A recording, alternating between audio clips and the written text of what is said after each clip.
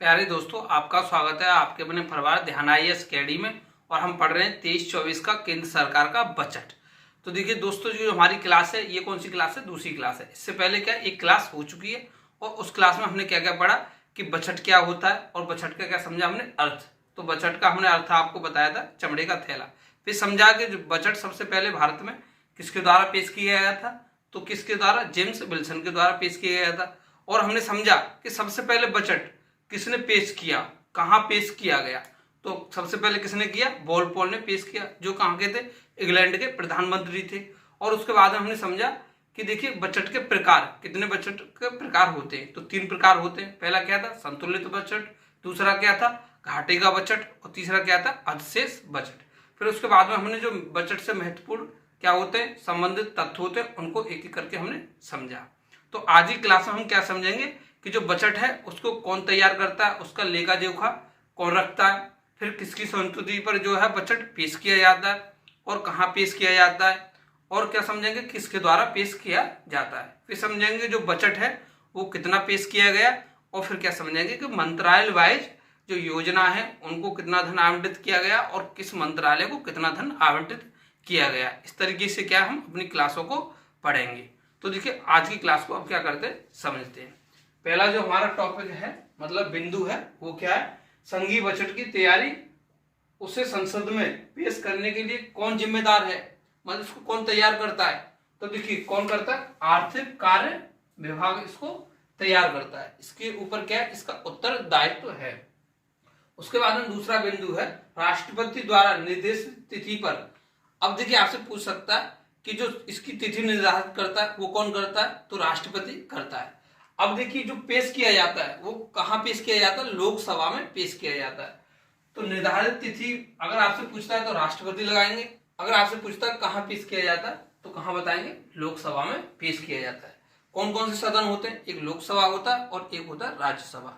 तो राज्यसभा में इसकी क्या कॉपी पेश की जाती है, मतलब वहां भी पेश किया जाएगा, मगर जो मुख्यतः कहां पेश किया जाता है? लोकसभा में पेश किया जाता है। और जहां से क्या इसको पारित होना भी अनिवार्य है। उसके बाद हम देखिए समझेंगे कि संघीय जो बजट है वो किसके द्वारा पेश किया जाता है? तो वित्त मंत्री द्वारा। अब हमें ध्यान रखना है कि जो वर्तमान वित्त मंत्री हैं वो कौन है। ये पूछ सकता है कि कौन से वित्त मंत्री द्वारा बजट पेश किया गया, तो वहां आपको नाम देगा और जो नाम आपने पढ़ा होगा कि ये हमारे वर्तमान वित्त मंत्री हैं, तो उसी को आपको क्या आंसर लगाना है। तो वर्तमान वित्त मंत्री कौन है? हमारे निर्मला सीतारमण। और इनका ये कौन सा बजट है?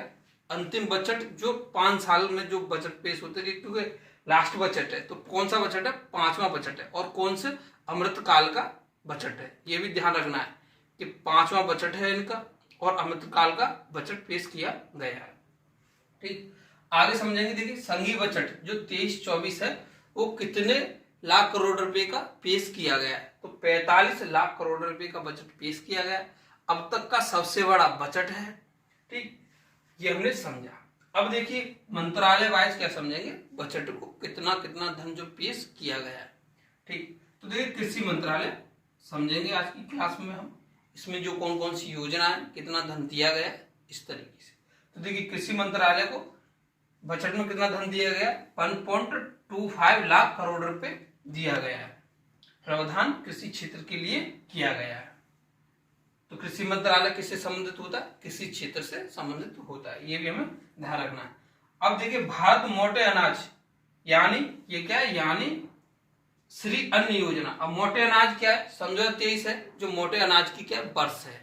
ठीक, तो ये ध्यान रखना है कि सन 2023 मोटे अनाज की वर्ष है। तो श्री अन्न का केंद्र, मतलब इसको मोटे अनाजों का क्या केंद्र, वैश्विक केंद्र बनाने, इसके लिए क्या किया गया? हैदराबाद में स्थित भारतीय बाजरा अनुसंधान संस्थान को उत्कृष्ट केंद्र के रूप में क्या विकसित किया जाएगा। अब देखिए आपसे पूछेगा, जो सामान्यतः स्टैटिस्टिक्स जीएस में पूछा जाता है कि भारतीय बाजरा अनुसंधान केंद्र कहाँ स्थित है, तो आपको क्या आंसर लगाना है? हैदराबाद में है। इसको क्या उत्कृष्ट केंद्र के रूप में क्या किया जाएगा? विकसित किया जाएगा।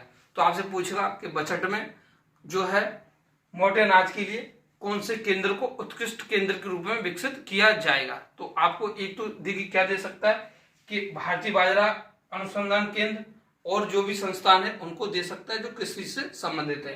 या आपको शहरों का नाम दे सकता है। ठीक, इस तरीके से। तो आपको दोनों चीजें ध्यान रखनी है, शहर का नाम और संस्थान का नाम। ठीक, अब देखिए अगला बिंदु है मत्स्य पालन क्षेत्र को आगे बढ़ाने के लिए कितना 6000 करोड़ रुपए का निवेश किया जाएगा। तो आपसे पूछेगा कि मत्स्य पालन क्षेत्र में कितना धन आवंटित किया गया, तो 6000 करोड़ रुपए। ठीक, उसके बाद में देखिए इसके लिए पीएम मत्स्य योजना जो चलाई जा रही है उसकी क्या एक उपयोजना भी क्या शुरू की जाएगी। तो हमें ध्यान रखना है कि पीएम मत्स्य योजना है वो किससे संबंधित है, तो आपको बताना है किसी मंत्रालय से संबंधित है और इसकी क्या एक उपयोजना क्या होगी, शुरू की जाएगी। यह हमें ध्यान रखना है। आपसे पूछेगा कि किस योजना की उपयोजना शुरू करने का प्रावधान बजट में किया गया है।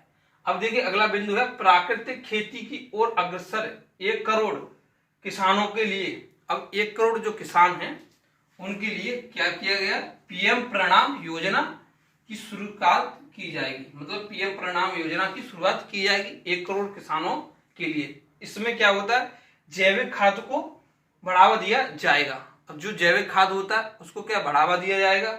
इसके तहत शहरों में कितने 200 कंप्रेस्ड बायोगैस संयंत्र क्या लगाए जाएंगे। तो देखिए आपसे पूछेगा कि जो 200 कंप्रेस्ड बायोगैस संयंत्र कहाँ लगाए जाएंगे, शहर में लगाए जाएंगे या ग्रामीण क्षेत्र में लगाए जाएंगे। तो आपको आंसर क्या लगाना है कि शहरों में लगाए जाएंगे। फिर पूछेगा आपसे कि कंप्रेस्ड बायोगैस संयंत्र कितने लगाए जाएंगे, तो 200 लगाए जाएंगे। वहां आपको ऑप्शन भी दे सकता है 200, 300, 150 इस तरीके से। तो हमें ध्यान रखना है कि कितने कंप्रेस्ड बायोगैस संयंत्र लगाए जाएंगे। उसके बाद हम देखिए अगला बिंदु है बजट में आत्मनिर्भर क्लीन प्लांट प्रोग्राम का क्या किया जाएगा, जिक्र भी किया गया। मतलब इसको शुरू किया जाएगा। कौन सा, आत्मनिर्भर क्लीन प्लांट प्रोग्राम। अब देखिए समझते हैं कि ये किससे संबंधित है। तो देखिए इसका अर्थ है खेतों में ऐसी फसल लगाई जाए जो रोग मुक्त हो, जिसके पौधों से हाई वैल्यू वाले क्वालिटी, मतलब हाई वैल्यू क्वालिटी वाले क्या हो, अनाज का उत्पादन हो। तो देखिए यहां से हमें क्या समझना है, आत्मनिर्भर क्लीन प्लांट प्रोग्राम मतलब क्लीन स्वच्छ पर्यावरण से संबंधित क्या हो, प्लांट हो, पौधे हो। तो इसका अर्थ इसी से क्या हो जाएगा, हमें समझ में आ जाएगा। ठीक, तो हाई वैल्यू क्वालिटी वाले क्या है, अनाज का उत्पादन करना है। ठीक, खेतों में ऐसी फसल लगाना है जो रोग मुक्त हो। अब देखिए हम क्या आपको एक प्रश्न देते हैं जिसका आंसर आपको क्या कमेंट के माध्यम से बताना है। प्रश्न है सामान्यतः आम बजट किस माह की कौन सी तारीख को पेश किया जाता है। इसका आंसर आपको क्या कमेंट के माध्यम से बताना है। इसका आप देखिए क्लास का अच्छे से एक सुंदर सा नोट बनाइए और अपने इसमें क्या उसका रिवीजन करते रहिए और इसी से क्या है आपके क्वेश्चन बनते हैं। क्योंकि देखिए जो एमसीक्यू कराते हैं उसमें क्या आपको एक क्वेश्चन कराएंगे और देखिए उसके इर्द गिर्द थोड़े से पॉइंट बताएंगे, मगर ये क्या आपको एक थ्योरी है, मतलब बनेंगे क्वेश्चन इसी से। अगर देखिए आप कहानी की तरह इस क्लास को आप समझेंगे तो आपको क्या ज्यादातर दिमाग में आपके बैठेगी। जब आपके दिमाग में बैठेगी तो परीक्षा में क्या आपके प्रश्न हल होने की संभावना या सही होने की संभावना क्या होगी, ज्यादा होगी। ठीक, तो आपको क्या इसका एक सुंदर सा नोट्स बनाना और उसको क्या करना, बार बार रिवीजन, और अगला मंत्रालय समझेंगे कि इससे संबंधित कौन कौन सी योजना और कितना क्या धन आवंटित किया गया है। थैंक यू दोस्तों।